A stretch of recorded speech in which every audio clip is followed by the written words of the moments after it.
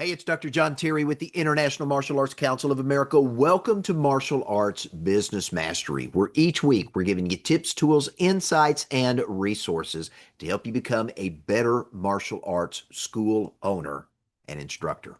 Now, at our association, we believe that there are 6 business essentials that you've got to build into your martial arts practice, and that's what we cover each and every week in this series. Now, we're in week 17, and I want to talk about the frustrated parent and share with you some de-escalation techniques. So, here's a fact you need to know. It is important to listen first.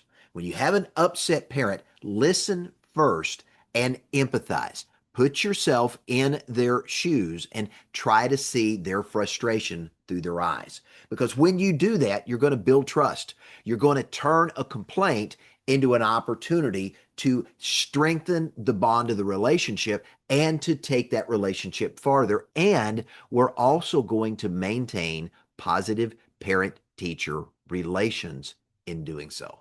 Now, here's a truth that you need to understand. Parents are going to respond best when first you listen, 2, you acknowledge their feelings, and 3, you offer clear solutions. Did you get that?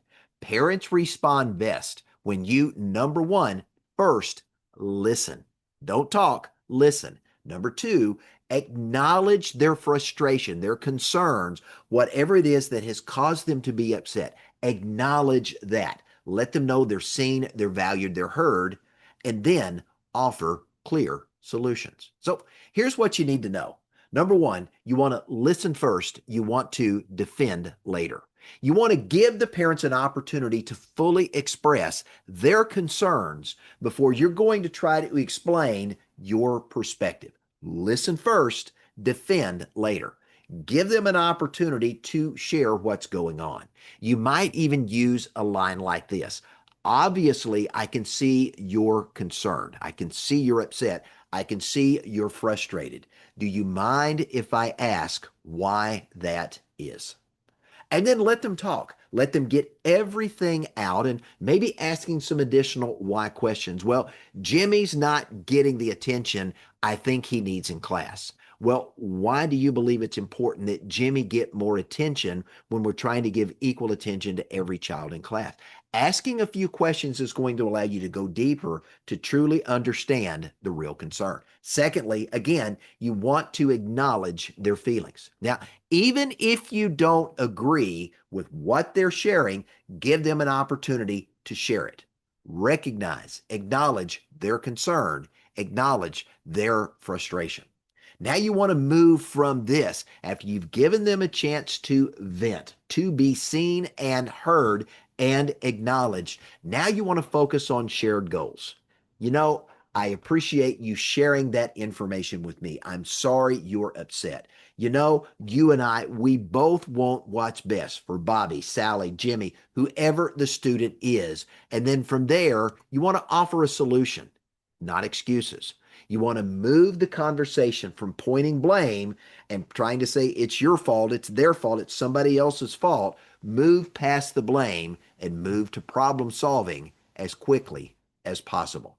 So you want to practice the acknowledge and emphasize solve rule. Again, acknowledge what's going on, try to emphasize with them, feel what's going on, step into their shoes, try to see the problem from their perspective, and then look for a solution. How do we do that? We listen fully before we respond. We verbally acknowledge the parent's feelings without defending. We focus on shared goals for the student's development, and we offer clear, actionable solutions instead of excuses. Once we've done that, we want to follow up to make sure that all issues are resolved and we have resolved and restored that relationship. So the goal in this is what? It's to maintain trust. It's to continue to build and run a professional martial arts program and to maintain a positive parent-teacher relationship. And you want to create a follow-up system for difficult conversations because you want to make sure once you've solved an issue, that issue stays solved.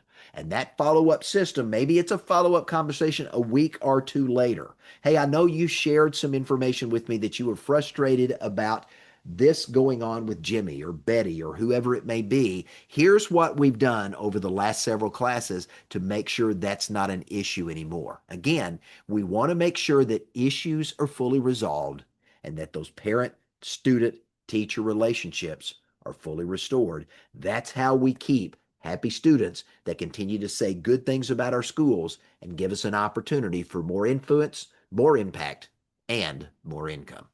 Now, if you like these tips, let me encourage you to visit shihanuniversity.com.